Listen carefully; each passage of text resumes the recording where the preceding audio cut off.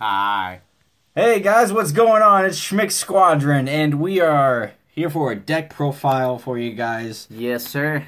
So Yes, sir. we just recently went to YCS Memphis, and our boy here, at our very first YCS, Yeah. he made it to day 2. I was very happy. Oh, I think we all were very happy. I remember the big old pile of people trying to check their Yeah. standings. And I see your name, I'm like, yo, you got in there, we're getting We out. got in there. Yeah. There was like a sheet of like the standings, and like we were trying to find my name, and he found me, and then he just like dragged me out of the pile. He was like, "All right, I found you. Let's go." So, first of all, what did you play? We played Infernoid Lair. We played Lair Infernoid. Oh, yeah. baby. That must have been fun to play. Yes, it was very fun to play, and it turned out very, very well.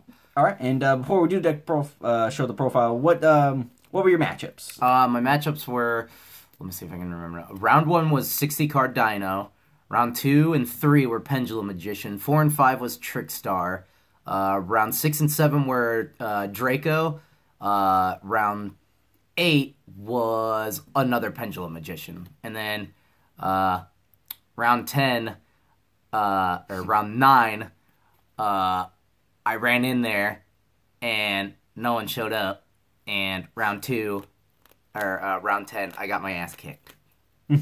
So that's how we bubbled out. So yeah, I played True Draco. All the True Draco matchups I played against, I lost. So okay, well, let's get into the profile. okie doke. We play 3 Decatrons. So I said I'd go into a little more detail. Oh yeah, and before we even continue, shout out. Thank you very much to Team Sam. Yes, big shout out to Team Samurai X1X. Yes, X1. X1. I believe. Great guy. I'm glad I got to meet him. And he's a great guy. Yeah, great personality, great player. Yes, like it was great meeting him. I got to talk. We talked a couple times throughout the event. Very nice guy, and I'm glad we got to meet. So in his deck profile, I said I'd go into a little more detail about the deck. And so the Infernoids, I don't feel like there's much explanation. We're playing Infernoids.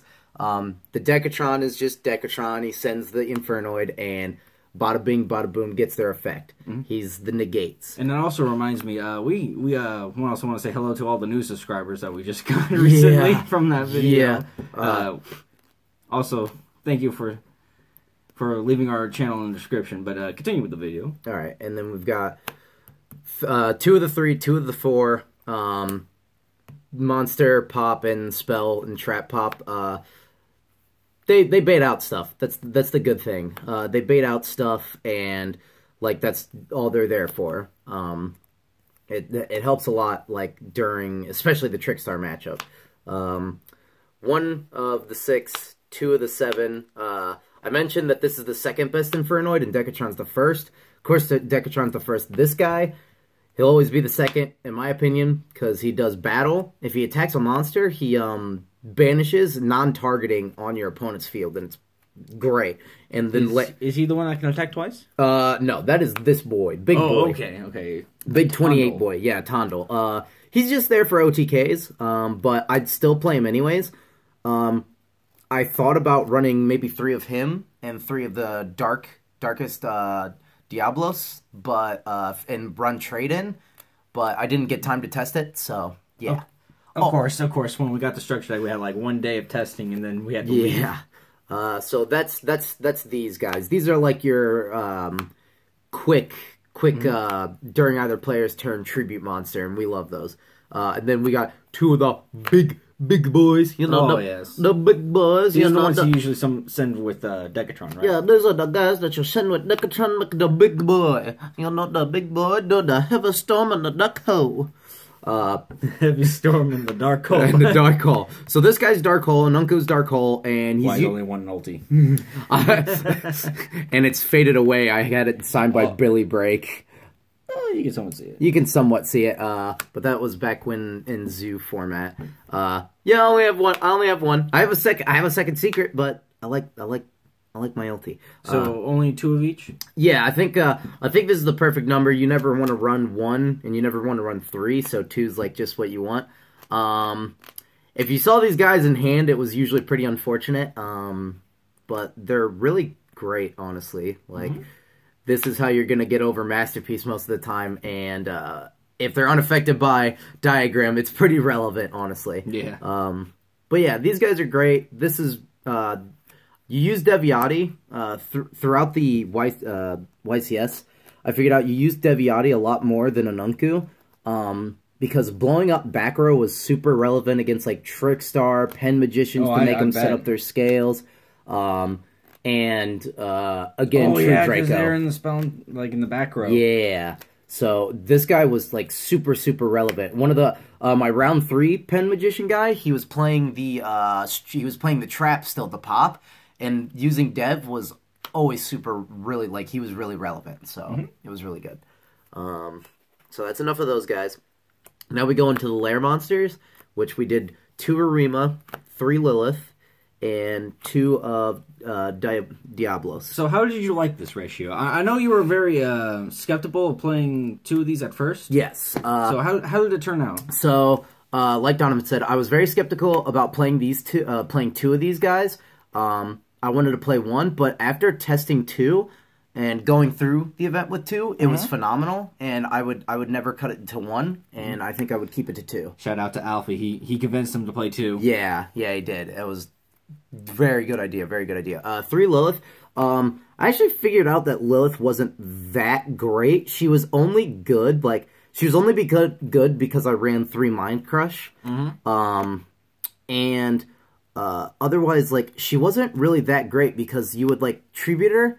And if you didn't have another Void card like Vanishment or Imagination, then your Void Feast actually was dead.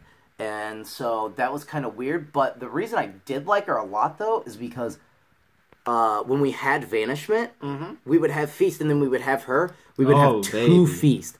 And every time I activated 2 Feast, we won that game. I bet. Like, double Feast is just utterly insane. Yeah. So I'd probably cut her to 1 and then put the other 2 on the side. What would you think about replacing these with? Either I'd probably hand traps or hand traps or a 3rd Arima. I actually really wished I had 3. And again, Alfie and me were talking about this guy. He thought to cut him, but I just couldn't find myself wanting to cut him because we were thinking that he's only a Lair, and he's only a normal summon that's taking up your Decatron normal summon. Yeah. But that's kind of what Lilith was doing, unless she was getting Void Feast. True. Or Mind Crush. So the reason I liked Arima was because Arima, if you get Lair, is this guy. And that's what I liked the most about him. Like, Arima ended up being this guy under Lair, and I thought that was very, very good. Because he's so powerful. He can't be targeted and can't be tributed, so he's very powerful. So I would actually bump this guy up to 3. And I'd maybe terraforming to 3, because you want to see Lair as much as possible. Oh yeah, you do want to see Lair Darkness in this deck, like no question. And every time you see Lair, pretty much every time I saw Lair, I won. So, speaking of Lair. Speaking of Lair, we're gonna get these guys out of here. There it is, right there in his hand. There it is. I love this card. I love this card so much. Let me get a nice little close-up shot for it. For anybody that doesn't know what that card does, it makes all monsters on the field dark, and then if you were to tribute a dark monster, you can also use your opponent's monster on their side of the field. So what that means is our Sajet, Saitsemis, and Natandel become super good. Same thing with our Decatrons and Deviati and Anunku. They're just great. And they give us tokens for links. So very, very, very relevant. This card's so good. I have nothing but good words to say about it, and then we have 2 terraforming. I would possibly bump that up to 3. Want to question something. How often did this stay on the field, though? During the event? It depended what matchup it was. If it was like Trickstar, or if it was like Trickstar or Pen Magician, and that 60 card Dino thing, if it was one of those, this card stayed on the field the whole time. Baby! If it was Draco, it was never staying on the field because they were always popping it. So that's why the Draco matchup is actually super hard. It's not Masterpiece himself. It's the fact that it's the spell and traps. Yeah. And their back row that disrupt you. Yeah, it makes it really hard. And then 2 terraforming, I'd possibly bump this up to 3. Not sure. More testing required. Then, I think this is I mean, baby. This is like what, $15 to $25 card? I think it's 18 right now. 18? Yeah, I think it's 18. This card's so ridiculous, man. Yeah, this thing searches Void Imagination, it searches Feast. If we were playing Expansion, I saw another player playing this deck using the Field spell, which was an interesting twist. We were talking about that on the way up here. But we thought that Void Expansion was just like too slow, and it just really wasn't that great. And I feel like if you were going to play a Field spell, it might as well have been. Yeah, it might as well have been Lair. This card gives you so much more advantage. Yes, than the 100%. Infernoid one. I mean, again nothing but good things to say about this card. This is your best Void card besides Feast, and I mean, it gets you to feast faster because of this. And running Feast and Lilith, we had 9 Feast, so absolutely phenomenal. And then next would be Void Imagination. This card's insane. It's literally it should dull Fusion, but almost better. You're sending 6 Infernoids, which is giving us more advantage. Oh yeah, it gives us more advantage in our grave, and then it summons out our Tiara, which Tiara mills 3 and sends 3 in from our extra deck. And it's just so much advantage. It's great. It's great. I have nothing but good words to say about this card. So that's enough of the Void spell cards. Just those 2. Just those 2. And then we get to Called by the Grave. This card was more theory than anything. And it just, like, really didn't work out. It worked out once. What I will say is maybe I would honestly side this card against the Trickstar matchup. Because banishing their like Lilibels and their Lycorises was so relevant. It was so relevant. But other than that, the theory was we don't want. I said it in Team Sam's video. We don't want Imagination and Void Feast getting negated. But more often than not, our opponent didn't have anything to begin with. Yeah. So I just wouldn't run this card honestly. Maybe I think again in the side is great against Trickstar. I really do. I think this card is really good against Trickstar, but other than that, it's not a main deck card. I heard you say back at Memphis, you were thinking about that you wish you had swapped this out for Evenly Matched. Yes, Evenly. Like, there's a couple things that I'd rather have it cited out for, and shout out to Big Boy Toasty Tom.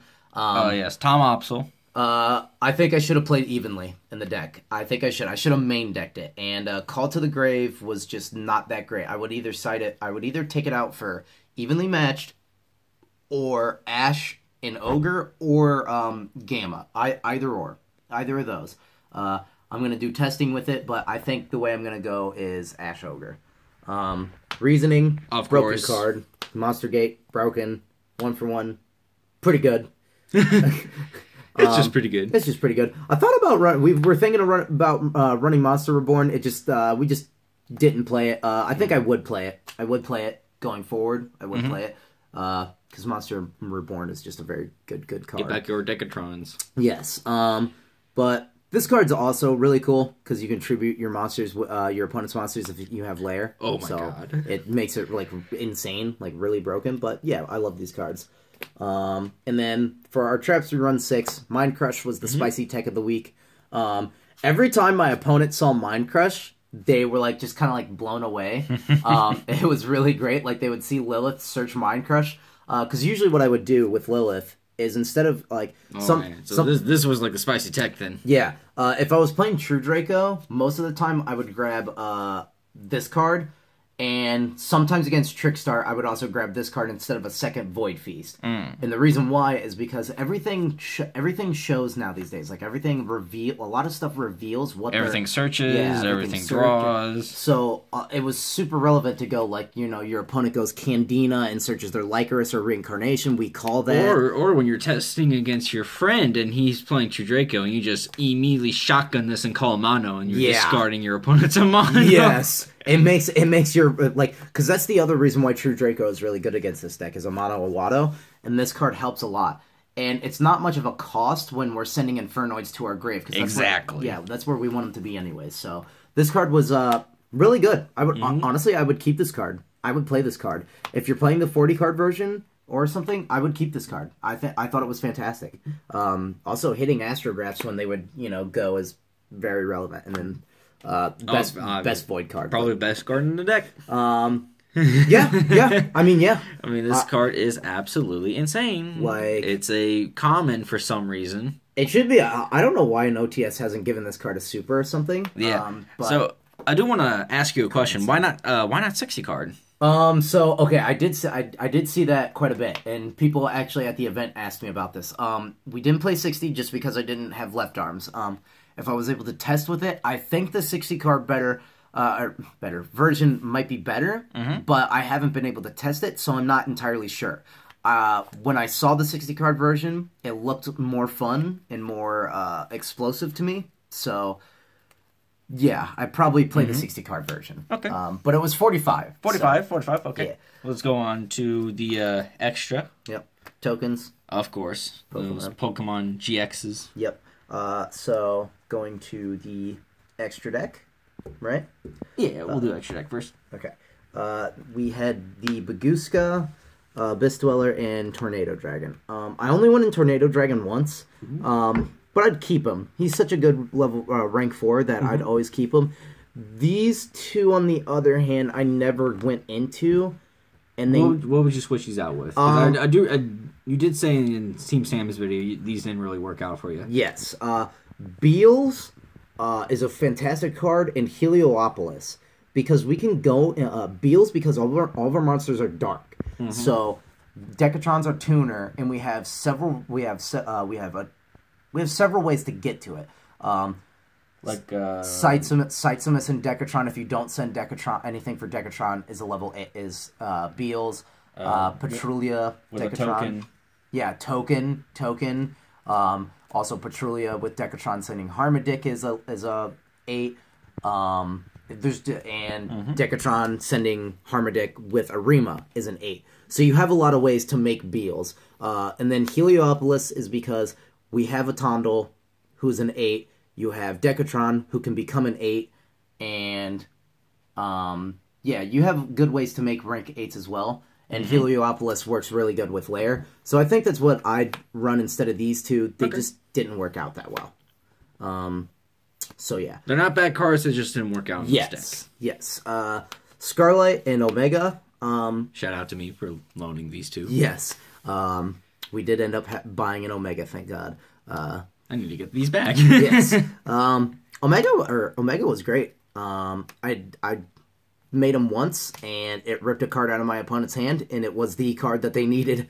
So, I mean, Omega's great. But also being able to keep him on field and keep resolving his banish effect to send your Infernoids back is very nice and very relevant.